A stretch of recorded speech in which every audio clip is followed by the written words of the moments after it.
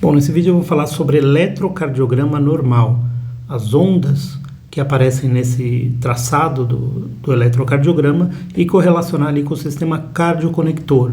Isso é a base para que o entendimento depois de fisiopatologia, sejam taquiarritmias, bradiarritmias, síndromes coronarianas ou outras patologias que dá para se perceber pelo eletrocardiograma, seja melhor entendidas.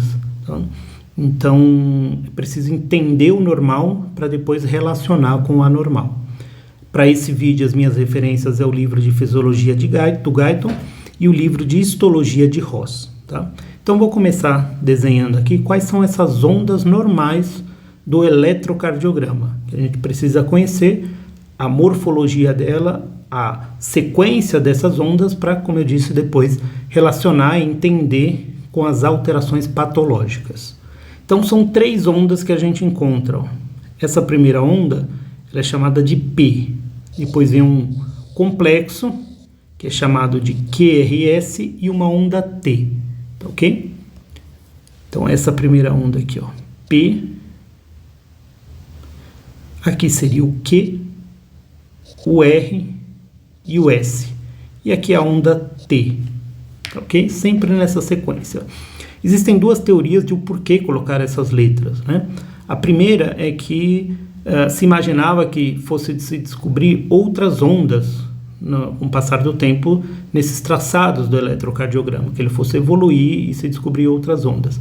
Então a pessoa que colocou essa sequência de letras, ela colocou no meio do alfabeto para que se descobrisse ondas.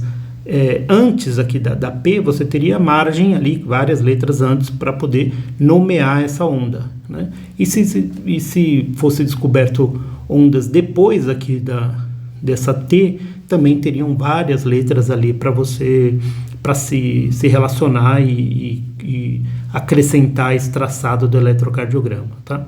A outra teoria tem a ver com a questão do que a gente vai ver aqui no sistema cardioconector, que são células especializadas, células musculares, cardíacas, mas especializadas, e que no microscópio é possível ver essas células, né? E elas são mais pálidas do que as outras células cardíacas normais. E aí pálido em inglês é uma palavra pale, né? Creio que seja assim a pronúncia. Enfim, começa com P, né? E aí por entender que essa célula cardíaca do sistema cardioconector era diferente, era pálida, então colocou a letra P. E aí o QRS e o T foi só para seguir o alfabeto, tá ok? Bom, sistema cardioconector, o que é isso, né? Justamente são células cardíacas especializadas que eles têm a capacidade, essas células elas têm a capacidade de gerar energia por elas mesmas, não necessita de nenhum estímulo, tá? E ela gera energia e através dessa energia que se gera, alcança um umbral e despolariza essas fibras cardíacas, né? Gera uma contração dessas fibras cardíacas, o que a gente conhece como um batimento do coração, né? A frequência cardíaca. Então, esse sistema cardioconector, onde que ele se inicia?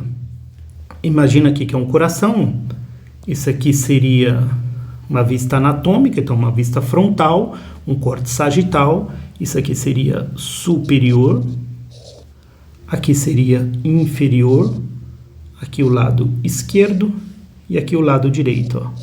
Anatomicamente o coração tem as câmeras superiores, átrio direito, átrio esquerdo, ventrículo direito, ventrículo esquerdo, tá?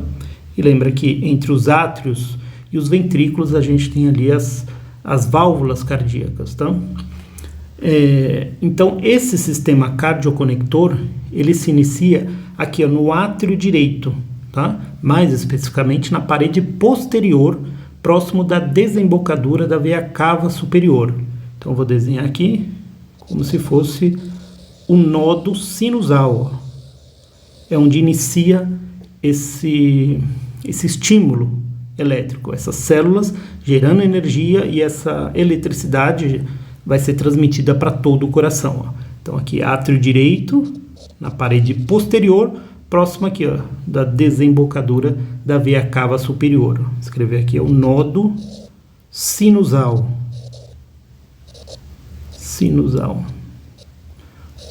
ou marca-passo natural do coração, depende do livro que a pessoa esteja consultando. Essa eletricidade que é gerada aqui no nodo sinusal, ela vai chegar aqui até um outro nodo, que é chamado de nodo AV. Tá? Vou colocar aqui, ó. Vou colocar os principais e vou citando alguns detalhes para quem gosta de coisas mais precisas, né? Com mais detalhes. Que esse segundo nodo aqui é o nodo atrioventricular, ó. O nome dele já está dizendo, é um nodo que fica entre os átrios e os ventrículos. Então, se gerou energia aqui no nodo sinusal, ele vai chegar até, essa energia vai chegar até o nodo AV. Como é que chega até lá? Através de 3 vias aqui, ó, que são as vias internodais, tá? Tem via internodal anterior, média e posterior, tá ok? E aqui para o átrio esquerdo, ele tem um fascículo que leva aqui, ó, essa eletricidade para esse átrio esquerdo, que é chamado de fascículo de Bachmann, tá ok? Então, o principal é a gente saber aqui que tem um nodo sinusal e um nodo atrioventricular. Se você gosta de mais detalhes, passa a eletricidade de um nodo a outro através das vias internodais. E para o átrio esquerdo, através da via de Bachmann, tá ok? Nesse nodo atrioventricular, do nodo atrioventricular, vem uma estrutura aqui, vou desenhar aqui como se fosse retangular, ó, que é chamado de haz de His, ou feixe de His, tá? Depende da nomenclatura aí. Vou colocar aqui, ó, 3 haz de His. Esse haz de His, ele já está dentro dos ventrículos, tá ok? Aqui no nodo AV, vou colocar aqui um asterisco, eu já volto nele. Dessa haz de His, ó, vai ter uma divisão de 2 ramas. Uma rama que vem para cá, para o lado esquerdo, e uma rama que vem para o lado direito. Ó, tá? São, no caso, rama esquerda e rama direita, tá ok? E essas ramas, elas vão, né, sendo repetitivo, mas vão se ramificar ainda mais para que os ventrículos eles têm mais massa, né, principalmente o ventrículo esquerdo. Então, essas ramificações finais das ramas vão ser chamadas de fibras de Purkinje. Ok? Então, esse estímulo elétrico que nasceu aqui, ó, no nodo sinusal, ele passa pelas vias internodais e chega aqui no nodo AV. Ó. Nodo AV, eu coloquei aqui o asterisco aqui, ele está numa região, ó, que histologicamente é diferente das fibras cardíacas, que é um tecido valvular, são as válvulas que tem ali, né? E esse tecido valvular é um tecido conjuntivo, e ele não transmite a eletricidade na mesma velocidade que as fibras musculares. Então, nesse nodo AV, tem um retardo ali, um retraso na passagem desse estímulo elétrico. É muito rápido, é de 1/10 de segundo, mas é o suficiente para que tenha um sincronismo entre os átrios e os ventrículos, para que, enquanto os átrios contraiam, né, vão contrair para ejetar o sangue, os ventrículos estejam relaxados para receber esse sangue que vem dos átrios, tá ok? Haz de His, rama direita, rama esquerda e fibras de Purkinje. Se você gosta de mais detalhes, esse rama esquerda aqui, ela se divide em 3 fascículos. O fascículo antero-superior, antero-inferior e antero-medial, tá? São fascículos, né, algo bem fino, assim, e a importância clínica, né, desses fascículos é principalmente nos bloqueios, né, que eles causam, principalmente a doença de Chagas, né, é a principal doença aí relacionada, né, aqui no Brasil, né, tem infelizmente ainda bastante casos dessa doença. Então esse é o sistema cardioconector, ok? Relacionando aqui com as letras, né, do traçado do eletrocardiograma. Quando a gente fala em onda P, é que esse estímulo ele está aqui nos átrios, ok? Se você quer ser mais específico, ó, imagina que essa onda P seja assim, ó, onda P tem uma linha de base, depois ela sobe, tem uma parte ascendente, e eu vou desenhar aqui de outra cor, ó, tem uma parte descendente, ó, certo? Essa parte ascendente em vermelho é o átrio direito e a parte descendente em preto é o átrio esquerdo, tá ok? Todo onda P é a contração dos átrios. Porém, se você, como eu falei, quer ser mais específico, a parte aqui ascendente em vermelho, átrio direito, parte preta é o átrio esquerdo, tá ok? Um outro detalhe, ó, imagina essa fibra aqui de Bachmann aqui, ó, que eu falei, ó, ela está vindo aqui para o átrio esquerdo. Aí você pergunta, como é que transmite de uma célula para outra, sendo que é um fascículo só que veio para cá, ó, não está em todo o átrio esquerdo aqui. É que essas fibras cardíacas, ó, histologicamente, ó, desenhar aqui, ó, imagina que isso é uma fibra cardíaca, aqui outra fibra cardíaca, ó. Entre elas tem uma estrutura que é chamada de disco intercalar, ó, como se fosse uma pontezinha ali. Então esse estímulo que chegou nessa fibra cardíaca aqui, ela vai passar por esse disco intercalar e vai chegar nessa outra fibra aqui, e aí vai na sequência isso, tá ok? Então, onda P significa a contração dos átrios. Na cardiologia, contração é a mesma coisa de falar de despolarização, ok? Esse estímulo, então ele chega aqui no nó do AV, há um pequeno retraso aqui, e aí do haz de His para baixo já está dentro dos... Aqui separa os átrios dos ventrículos, né? Essa separação ela é importante porque depois em alterações de bloqueios atrioventriculares, essa localização do bloqueio é importante, porque principalmente bloqueios aqui nos ventrículos, principalmente um bloqueio total, ele é indicativo para colocar marca-passo, né? Agora, nos bloqueios de átrios, geralmente não se coloca marca-passo nesses pacientes, tá ok? Então, chegou no haz de His, se ramificou aqui em rama direita, rama esquerda, e chegou até as fibras de Purkinje. Desse átrio ventricular até as fibras de Purkinje, obviamente que estão dentro dos ventrículos, e aí a gente está falando desse complexo QRS, é a contração do complexo QRS, ou despolarização dos ventrículos, dá no mesmo, tá ok? E a última onda que sobrou aqui é a onda T. A onda T significa o relaxamento desses ventrículos. É o que é também chamado, o outro nome técnico de repolarização dos ventrículos. Então, onda P, os átrios contraíram,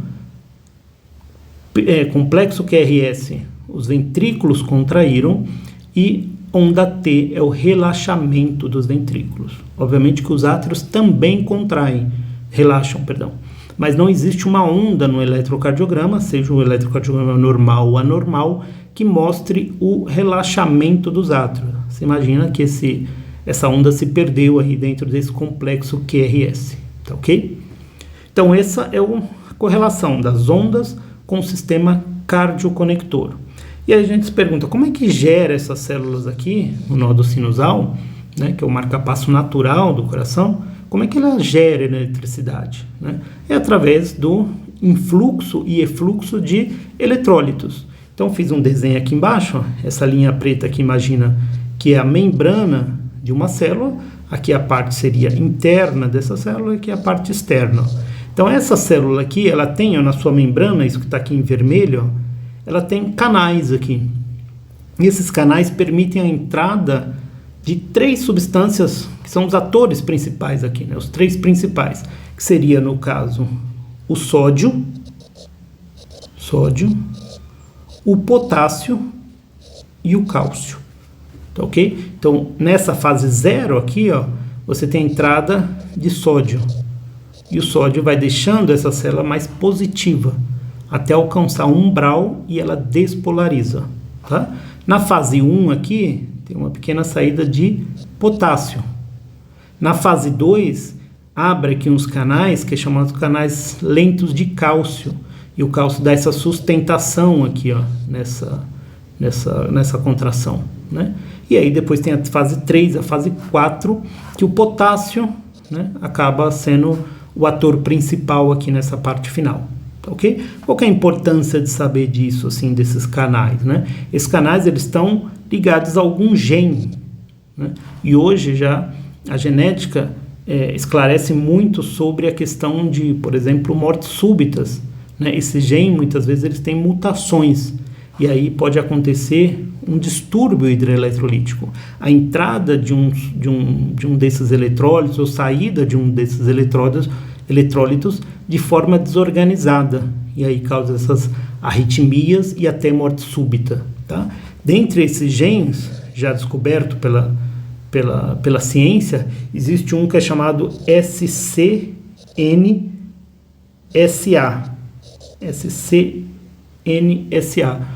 que é um gene relacionado a uma síndrome rara, porém fatal, na cardiologia, que é chamada síndrome de Brugada, né? Quando a pessoa tem essa arritmia, infelizmente, ela falece, tá ok?